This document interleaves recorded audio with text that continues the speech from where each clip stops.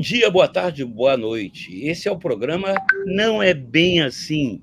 Aliás, o nome é provisório. Também o nome não é bem assim. É o programa que ocorre aqui todas as quartas-feiras, onde Dora Kramer recebe os seus amigos. Os seus amigos hoje, Pedro Paulo Magalhães, Márcio Fortes e eu, Marcelo Madureira, que estamos aqui para debater a política nacional, principalmente tendo como objetivo falar com vocês, vocês que não estão nessa de polarização, vocês que não são lulistas nem bolsonaristas, vocês que ficam aí desgarrados pelo mundo, batendo cabeça igual a gente, procurando, né, uma explicação para o que acontece hoje no Brasil. Então, vamos direto ao papo. Pergunto à querida Dora Kramer, consagrada jornalista, herdeira de Carlos Castelo Branco, um dos maiores analistas políticos da história republicana. O que temos para hoje, Dora Kramer? Olá, amigos daqui, amigos daí. Hoje o que temos é o que tivemos assim na noite passada, né? Falamos aqui na quarta-feira, na noite de terça, a Câmara aprovou o novo marco fiscal, o substituto do teto de gastos, que controla ali o que o governo vai gastar, vai economizar, enfim.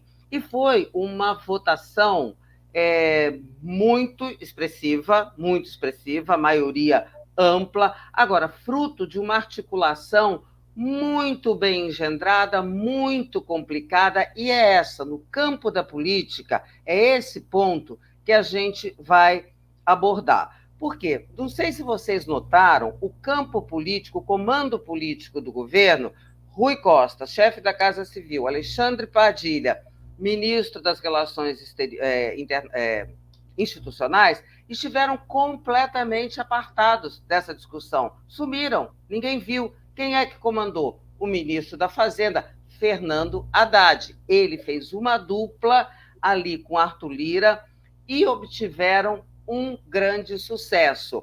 Um sucesso que se contrapôs àqueles fracassos recentes do governo por desarticulação da base, e que fracassos que podem se repetir na votação de medidas provisórias que estão para vencer.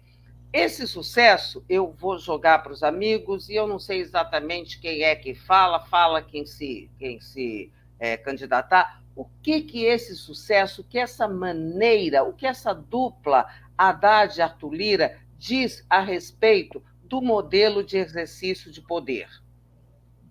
Márcio Forte. Márcio é o cara bom nisso. A minha leitura, enfim, aspectos técnicos à parte, porque nós não sendo nós aqui macroeconomistas de carteirinha, temos que apreciar a peça técnica com olhos de políticos, não é? Quer dizer, o que a peça técnica diz? A que foi enviada pelo governo. Como é que eu leio? Olha aqui. Eu leio, em primeiro lugar, quem regeu isso foi o Lula. Pronto. No momento em que empoderou o Haddad para apresentar sozinho e negociar sozinho.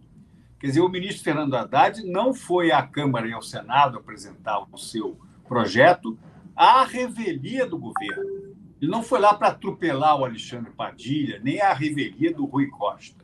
Ele foi empoderado pelo Lula, credenciado pelo Lula. Então, quem comandou isso foi o Lula. Bom, o Haddad, então, foi, não sendo ele também um grande macroeconomista, levou sua peça e topou, aceitou que a peça resultante, a que foi aprovada ontem de noite, fosse o resultado de emendas que foram feitas pelo relator, que foi indicado, com certeza, pelo presidente da Câmara dos Deputados. Isso, o que deixa claro é o seguinte: a movimentação da política, hoje, é uma movimentação que divide o Congresso, o Arthur Lira, particularmente, como presidente da Câmara dos Deputados, e o governo federal descentralizado das suas peças institucionais.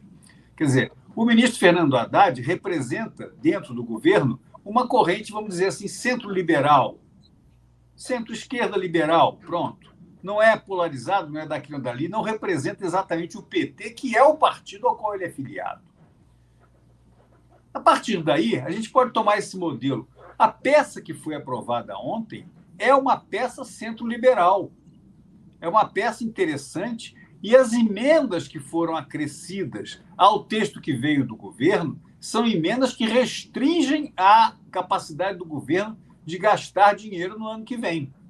Restringe com mecanismos de gatilho sobre a arrecadação, se cresce, se não cresce, tal. Enfim, questões técnicas. Mas nas questões técnicas, o que se lê é o seguinte: se o governo de esquerda, PT, que estivesse lá, teria sido aprovado não só o que foi enviado pelo governo, mas agravado por uma liberdade de gastar que poderia conduzir a economia brasileira para um caminho semelhante ao que tem a Argentina hoje, por exemplo.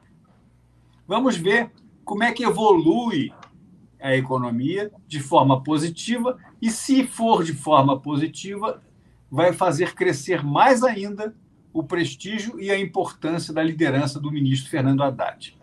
Se não funcionar, não faz mal, porque não haverá o risco de uma hiperinflação em função de um erro na noite de ontem. E a gente tem que ver também como é que evolui esse modus operandi, né? Se isso é um modus operandi pontual ou se o governo vai reformular o seu modelo, o governo e o Lula, porque até agora, excetuando essa articulação do marco fiscal, o governo colecionou derrotas porque ficou com pisca-pisca à esquerda, ignorando esse centro ao qual o Márcio se refere e que foi fundamental, foi determinante para a eleição dele. E eu jogo para o Pedro Paulo. Esse modelo, na sua opinião, é algo que será uma prática, uma regra, ou foi só algo pontual para salvar uma lavoura, que é a lavoura da economia, porque sem ela o governo não governa? Você vê aí uma mudança, Pedro Paulo, de concepção? Olá a todos, todos aqui do nosso grupo que estamos aqui conversando. Parabenizar o Marcelo Madureira pelo aniversário dele no dia de hoje, né? Que está aqui, estamos comemorando, fazendo esse programa, né? Parabéns, Marcelo. Mas eu acho, Dora, que isso a gente não sabe os meandros, as conversas que houveram lá no gabinete do Lula e do Haddad, com Haddad, né? Como é que isso aconteceu?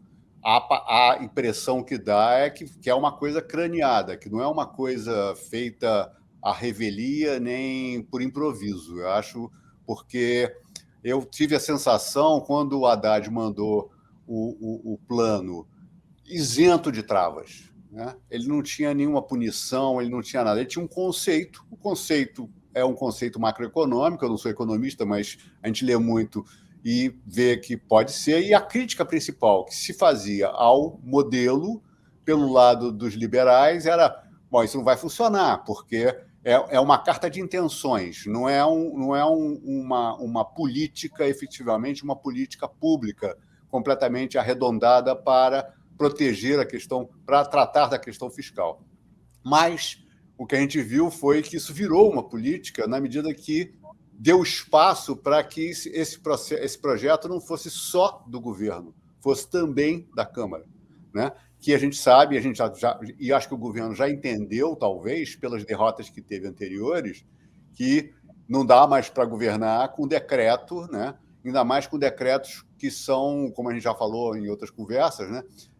Que até duvidosos, né? Inconstitucionais. Você acabar com uma lei, com um decreto presidencial, quer dizer, coisas dessa ordem, você inverter, né, a ordem das coisas que a Constituição prevê, para poder tentar impor políticas mais à esquerda que não poderiam ser aprovadas por essa Câmara, né? Então, eu acho que o caminho de centro que a gente acredita que seja aí o que pode construir, o que pode realmente, que vai ter as influências do lado da esquerda e da direita, essa formato que isso aconteceu parece muito interessante, né? Porque faz que exista uma parceria, né? E como depois, provavelmente, acho que outros falarão disso, até a Dora mesmo gosta muito de falar, que o Arthur Lira é um maestro aí na política hoje, né? Quer dizer, ele saiu, ele pode ser a origem que tenha, falar o que quiser, mas ele está cada vez mais aprendendo, cada vez sabendo melhor exercer esse poder, né? Isso é uma coisa bastante clara, né? Você completou o raciocínio? Porque eu vou passar para o Marcelo a seguinte questão. Essa dupla, que seria uma dupla, em tese improvável, Lira e Fernando Haddad, né? Porque são de origens, enfim. Isso aí, na sua opinião, na minha opinião eu queria saber se você concorda, isso é um breve contra a polarização? Você está falando aí, isso me lembra aquela comédia do Pirandello, né? Que são 7 personagens em busca de um autor. É assim que eu estou vendo a situação política do Brasil hoje. A gente está vivendo num país politicamente e economicamente à deriva, em que nenhum dos poderes, né, seja o legislativo, o executivo e muito menos o judiciário, né, trazem um mínimo de segurança institucional para que o país caminhe, ande em qualquer direção. Nós estamos literalmente à deriva.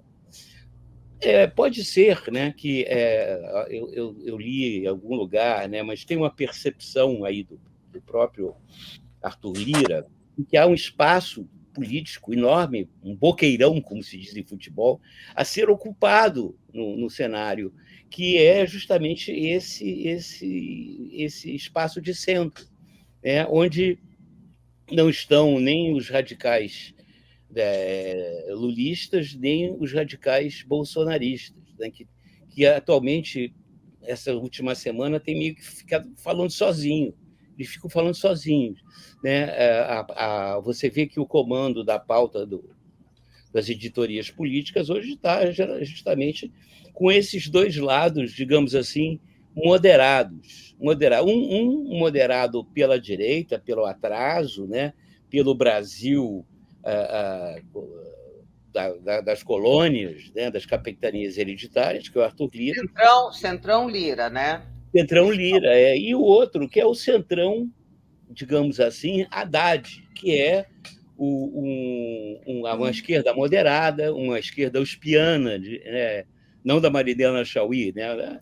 da parte, digamos assim, saudável da USP e outros, onde ele é professor, né? Que pretendem, né, criar pelo menos a base. Eu vejo, por exemplo, o arcabouço fiscal, uma meia-sola, é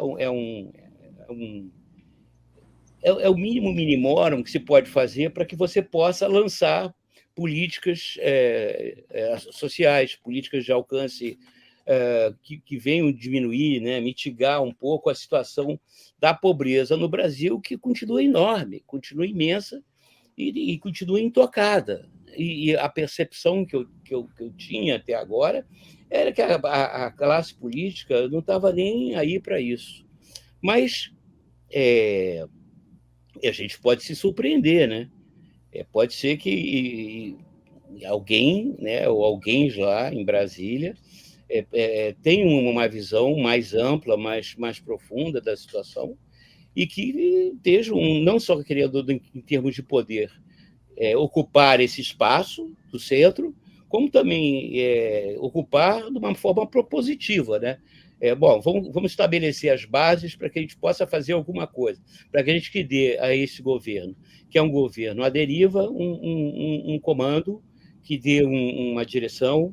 Eu não sei até que ponto o Lula está nessa, né? Mas ele, como é um cara, ele é um caudilho, ele é um caudilho, todas as características de caudilho, ele realmente seria difícil fazer alguma coisa em que ele não tivesse minimamente de acordo. Eu sou hoje um homem, como sempre, cheio de dúvidas, né? Não tenho certeza.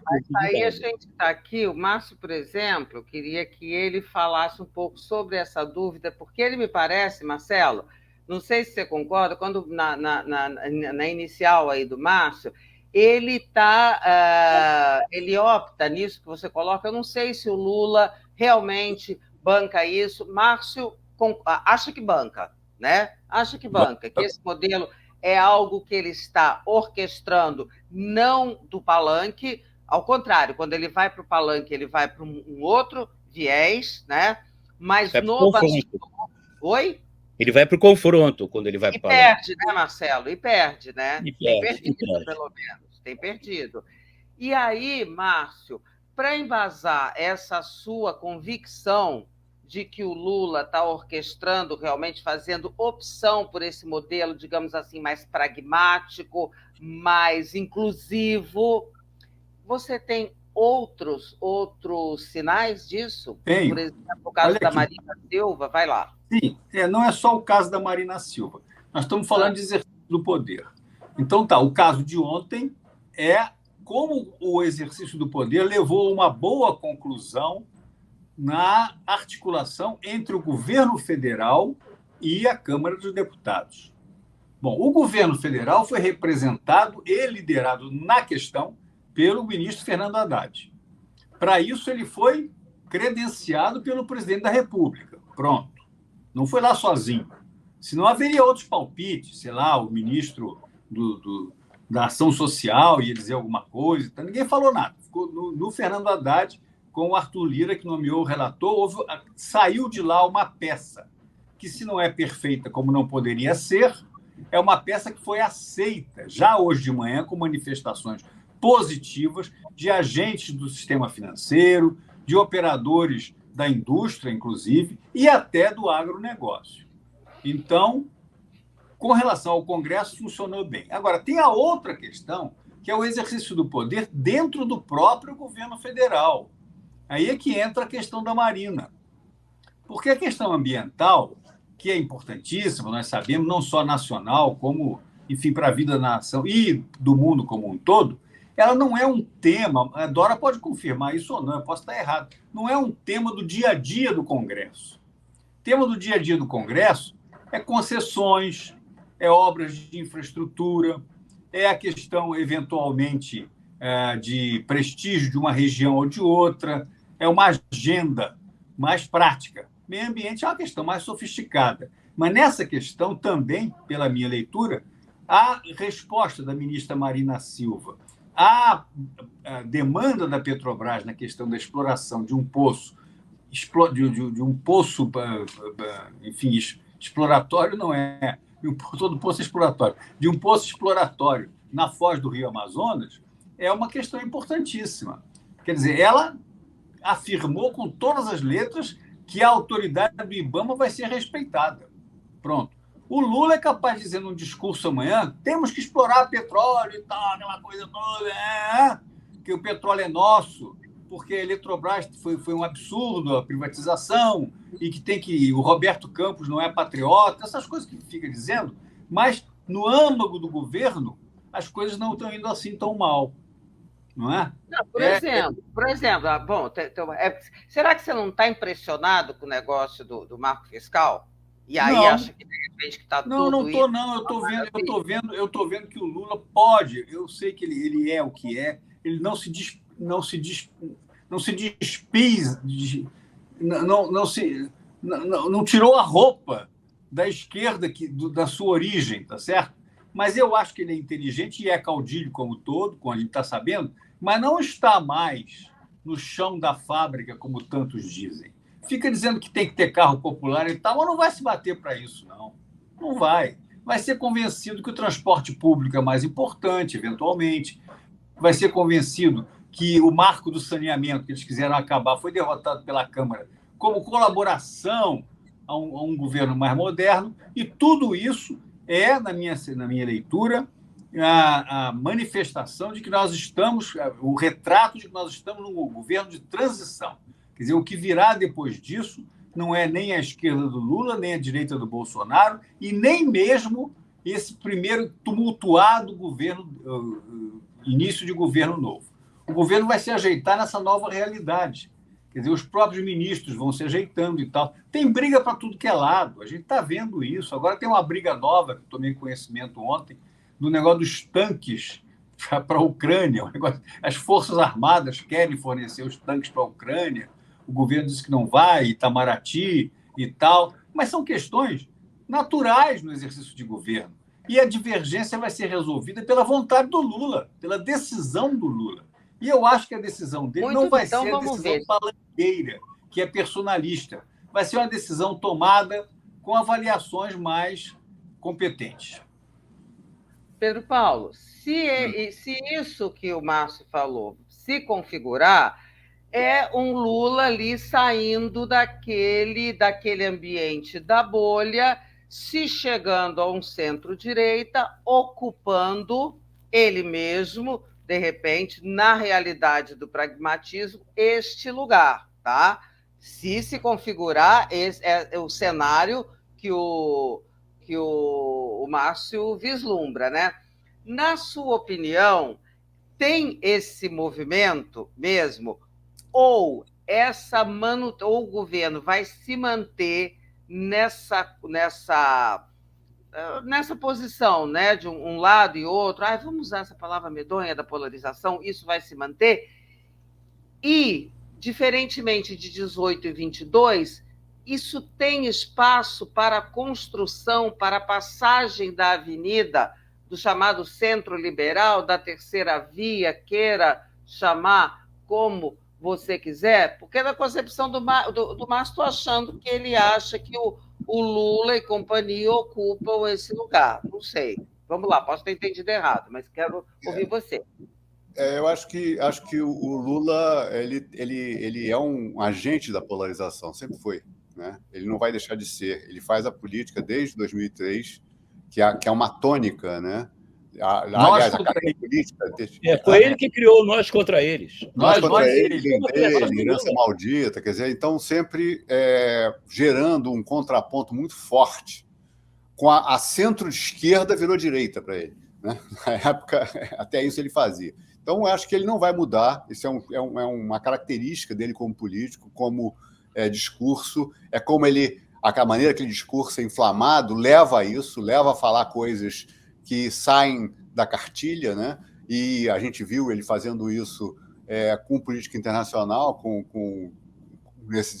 recentemente, e vimos as consequências disso. Quer dizer, tanto que ele passou a ler tudo, né? Tanto que ele passou a falar internacionalmente sempre com um documento, lendo um documento, em vez de falar de improviso.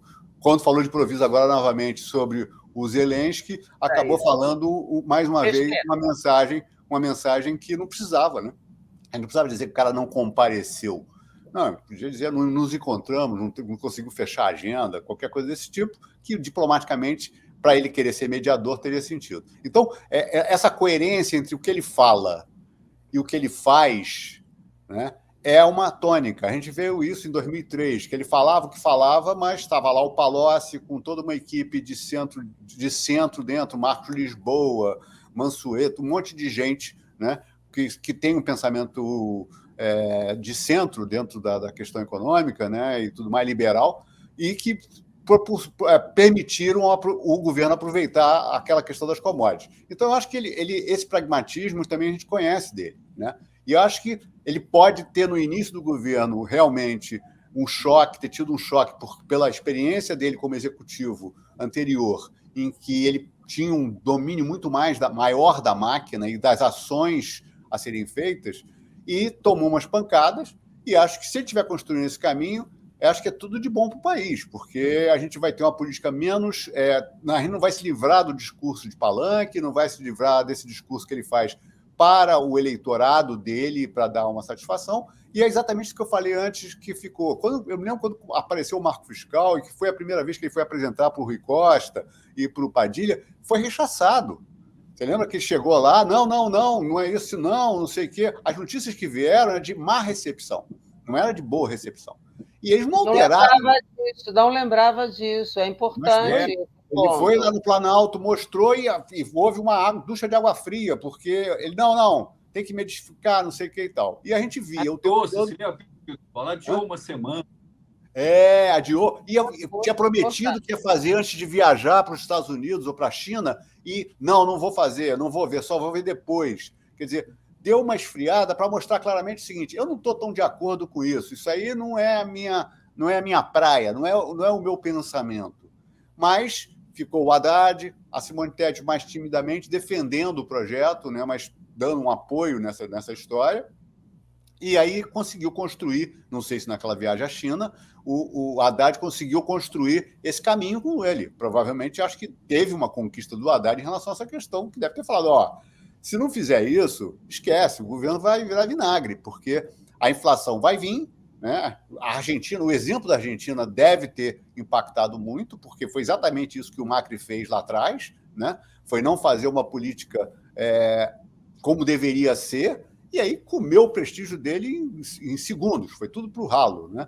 E o governo que está hoje na Argentina também perdeu todo o prestígio com a questão da economia. E a inflação é o posto pior, é o que mais faz o pobre sofrer. A gente já tem uma situação difícil para caramba em termos de situação de pobreza, né? De agravamento dessa situação que tinha melhorado, que várias coisas em sequência no país tinham melhorado, e de repente volta tudo para trás. Então, a esperança, né? Nós que temos uma visão mais de centro, é que isso, mesmo que tenha esse efeito aí palanqueiro que gera, se isso for o caminho, excelente. E eu vejo aí como é que vai ser essa ocupação desse espaço. Eu já falei, a Dora sabe disso, quer dizer, o Haddad está tendo uma oportunidade, se ele conseguir conduzir isso e conseguir, logo em seguida, conseguir que essa tributária, que depende muito do governo negociar, assim, não é só o Congresso que tem que negociar, porque você tem que fazer a federação aceitar isso de uma maneira, né, razoável, você pode, então, ter uma injeção de modernidade, uma política pública, talvez não seja do tamanho da do real, mas com essa formação. E a gente sabe que a economia é fundamental, né, na eleição de qualquer um. Então, se ele for o condutor disso, eu acho que o Haddad pode se tornar a pessoa que pode personalizar isso, né? E com o apoio da esquerda e com o apoio do liberal mais consistente, da direita consistente, que vai apoiar alguma coisa que leve o país para frente. Essa é a minha visão. Em português, claro, seria um candidato super viável, com apoio super viável à presidência da República. Marcelo... Tem um se, né? Se acontecer tudo isso. Né? Se acontecer, claro, evidentemente. O Marcelo, como é que você vê isso? Quando o Pedro Paulo fala do Haddad, aí eu fico pensando, mas será que isso não seria uma repetição da mesma coisa porque o Haddad é um petista, tá? Ele tem os compromissos com o petismo. O Lula, estando vivo, é com o Lula o compromisso. Então, em que medida poderia ser uma solução para essa coisa alternativa que nós concordamos, né? E nós apoiamos, como o Marcelo falou no começo, para você, que nem quer ficar nessa coisa de Lula, nem quer ficar nessa coisa de Bolsonaro, a gente está aqui propondo uma discussão. Será que seria a melhor saída, assim, um petista com uma fantasia, assim, de tucano? Se você for na Casa Turuna, o que tem lá de fantasia de tucano para alugar é uma barbaridade, né? Muita gente foi lá e devolveu. Até para emprestar. Aqui no Rio de Janeiro é uma loja tradicional, né, de produtos para usar no carnaval, a Casa Turuna. Mas eu estava pensando aqui, Dora, o seguinte, político tem um instinto de sobrevivência muito grande. E pensando assim de uma maneira mais geral, o ano de 2023 já foi para o saco. Estamos em maio, já no final. Peraí. Foi para o saco como? Acabou? Perdido? Não, eu vou explicar por quê. Bom, nós acabamos maio, estamos indo para junho, já na metade do ano. A gente não tem nenhum sinal claro de como, para onde vai a economia, para onde vai o governo. Objetivamente claro, não, porque você precisa desses sinais para que os empreendedores, os empresários, os camelôs também, que são empresários e empreendedores, minimamente possam jogar seus dados, né? Fazerem suas apostas, fazer a economia andar. Sem falar do que, uma vez que você tem o rumo, a máquina pública ela tem uma inércia muito grande para romper. Então, a máquina pública, para você votar e estabelecer em que direção o país vai e tal, então as pessoas começarem a ver o cenário menos menos assim esfumaçado, né, nebuloso, e poder então começar a se movimentar no sentido de fazer seus investimentos, né, suas apostas. A máquina pública ela demora a se mover. Se você já tiver isso lá para meados de junho, você vai começar a colher os resultados disso miseravelmente lá para novembro, dezembro. E aí é jogo jogado. Quer dizer, o Brasil, 2023, se tiver crescimento, vai ser um crescimento pífio da economia. A economia quer dizer, não só a economia, mas o cenário, o estado geral das coisas, não permite nos dizer que a gente vai ver uma modificação significativa, né, no panorama até o final do ano. Em 2024, no final de 2024, teremos eleições. Aí eu falo, os políticos têm instintivamente, como todo animal, né, um senso de instinto de sobrevivência muito grande. E são eleições importantíssimas, são eleições de prefeito, e são para as câmaras municipais, né, e tem senador também, mas o mais importante são os prefeitos e vereadores que estão ali na interface com o povão, principalmente nas pequenas e médias cidades, onde as pessoas votam contra ou a favor do governo federal, principalmente. Marcelo, peraí, quero pegar esse assunto que você introduziu, acho importante aqui, eleições de 24. Você acha que nessa eleição, e aí vou jogar para todo mundo, tá? Fazer uma rodada. Nessa eleição, é uma eleição, porque tem aquela coisa, sempre diz, vai nacionalizar São Paulo, Rio, mas na hora do vamos ver, o eleitor trata dos assuntos locais e uma eleição não tem rebatimento na outra. É o que a gente tem visto. Só que a gente está numa situação completamente diferente. Pegando esse gancho seu aí da eleição, você acha que nessa eleição de 24 já é o momento em que vai haver essa arrumação do tabuleiro para que se construa um cenário diferente desse que a gente viu em 18 e em 22, de lá e cá e lá, a rejeição comandando tudo? Eu queria muito ouvir o Márcio sobre isso, porque eu estou enxergando nessas eleições de 24 aí quase um caráter assim, não plebiscitário, mas em que você vai poder, de repente, constituir as bases para uma frente democrática ampla para as eleições de 26. Quer dizer, tem esse caráter de apoiar ou não o governo que há, e o governo tem que mostrar o que veio para isso, né? Tem que mostrar resultado, ou pelo menos na direção do resultado.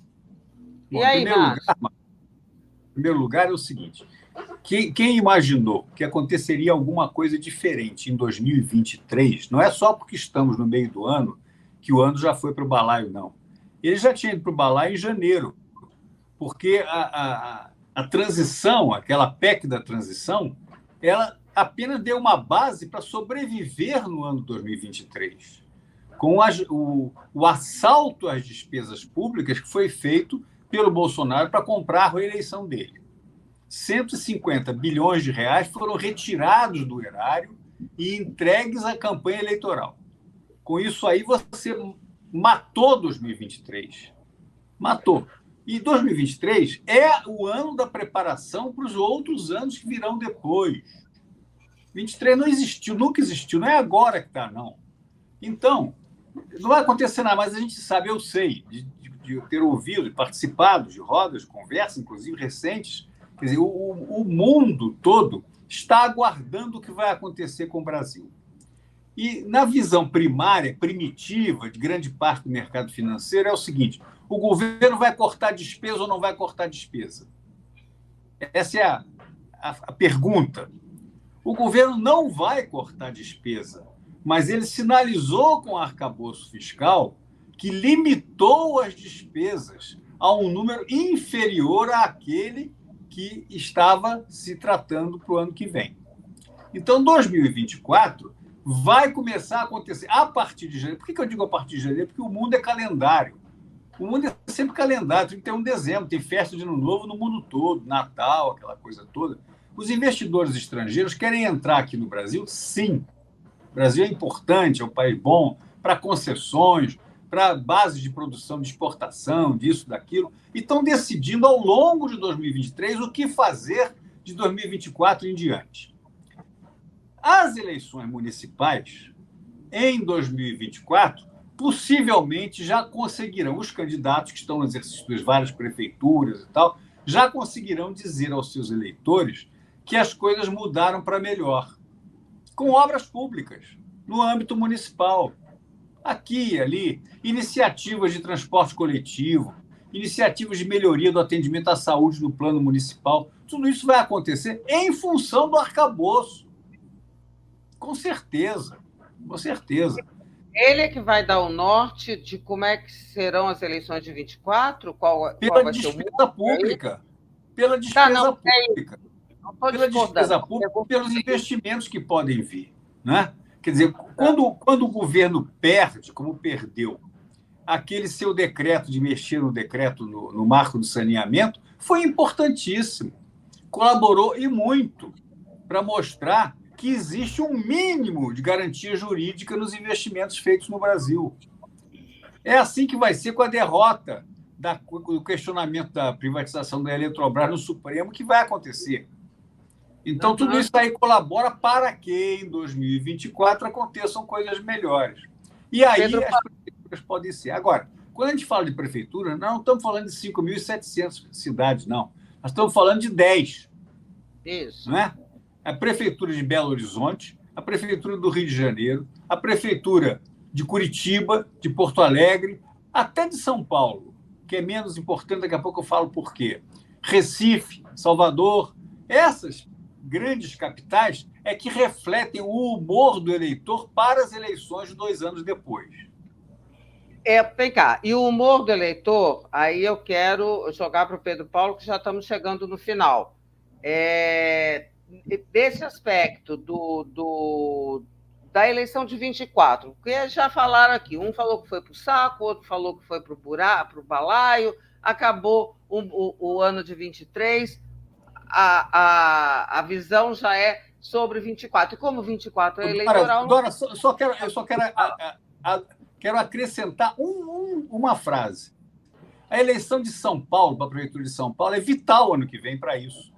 Porque vai ser o Boulos, deputado federal, MTST, o Ricardo Salles, a polarização é personalizadíssima nesses 2 pré-candidatos, e o Ricardo Nunes no meio, que é o atual prefeito candidato à reeleição, e que é uma figura desconhecida, uma figura neutra, que trabalha na periferia, sai de casa de madrugada, vai ver o que está acontecendo e tal. Se ele tiver sucesso, o Ricardo Nunes, quase que indica que o centro liberal vai ter sucesso, ou pelo menos vai ter condições de sucesso 2 anos depois. Ele pede uma frase e fala 5. Tudo bem, vai lá, Pedro Paulo. Bom, eu acho que o Marcelo falou que o ano de 23 foi para o saco, concordo com o Márcio, ele já nasceu no saco, né? Mas com uma tarefa estrutural, né? Eu lembro do Arminio falando no dia da questão do arcabouço fiscal na Câmara, falando que ano passado foi da democracia, todo mundo se juntou para manter a democracia, esse ano é da economia, porque senão a gente vai ter que lutar pela democracia daqui a pouco de novo, né? Vai voltar a brincadeira, né? Porque os extremistas podem se aproveitar dessa situação. E eu acho que é isso que talvez o Haddad tenha escutado. Estou brincando, mas esse é o caminho. Então, se você consegue plantar, e o primeiro ano de governo é o ano de fazer essas coisas, é quando você faz. Se você deixar isso para fazer no segundo ano, quando tem a eleição de prefeituras, você já tem um componente político fortíssimo para alterar todas as relações de votação que você tem. Então, você tem que fazer no primeiro ano e até para poder usufruir desse estrutural nos outros 3 anos, que é quando você vai fazer entregas efetivamente. Então, eu acho que se conseguir fazer o arcabouço fiscal, que praticamente já está resolvido, e conseguir acelerar a questão da tributária, que tem uma chance por conta de que adotaram a política, a proposta do Congresso, né? Não resolveram inventar uma terceira ou uma segunda, e isso já tem um caminho. Se consegue essas 2 coisas, você muda efetivamente o drive da economia. Você põe um componente muito forte no drive da economia. Isso vai acontecer, feito o real aconteceu de um dia para o outro, 30% mais de renda. Não vai ser assim, porque essa política pública é estrutural. Mas, como o Márcio está falando, até os erros estão contribuindo para vender uma imagem de credibilidade, né? Na medida que o Congresso barra uma atrocidade, o STF barre uma outra atrocidade, uma agressão a essa questão da estabilidade jurídica, né? Que foi feita por política. Eu tenho que destruir o que foi feito. Eu tenho que ser falando para o seu eleitorado, os 30%. Ele não estava falando para quem elegeu no totalidade. Não, estava falando para o seu núcleo duro de apoio. Então, eu acho que a eleição de 2024, eu não tenho uma visão clara de quanto que isso vai impactar já nesse sentido. Eu acho que o que pode acontecer, e sim pode acontecer, é que a inflação se reduza, né? Acho que a inflação é o elemento que pode aparecer como melhoria e que sempre tem um aspecto positivo que favorece quem está no poder. Quem está no poder é o responsável pela inflação. Não é o Roberto Costa, não é o Roberto, como o Lula fala, ele sabe que não é lá o homem só que decide. O homem só que decide isso. É o governo que tem a responsabilidade pela inflação. Esse é um fato. Então, eu acho que se isso acontecer, acho que a gente tem um componente forte aí para alterar essa relação, para contribuir para uma diferenciação nessa polarização, talvez. Olha só, bom, eleição já se viu, né? Começou o assunto, não sei também o que me deu na cabeça de botar esse assunto, que eu sei que rende 250 milhões de programas e vamos falar muito disso. Mas como papo bom é aquele papo que deixa as coisas com gostinho de quero mais, a gente vai ficando por aqui e o Marcelo, que abriu, vai fechar também. Até a próxima. Vai lá, Marcelo. Muito obrigado a todos, muito obrigado a Pedro Paulo, Márcio, a Dora também, claro. Só para lembrar que nós estamos aqui no canal da Dora Kramer, todas as quartas-feiras. Sugestões, críticas são muito bem-vindas. Para entrar em contato conosco, né, você pode contratar o Circo de Dora Kramer e seus analistas adestrados, não são adestrados, para ir na sua empresa, para ir na sua federação, onde quiser, para ter uma análise aprofundada, né, do panorama político e econômico brasileiro. E contamos com vocês também quarta-feira que vem. Para contatos, você pode mandar um e-mail para denise@flox.tv. Flox se escreve FLOCKS.tv. Ok? Até semana que vem. Um abraço a todos. Tchau.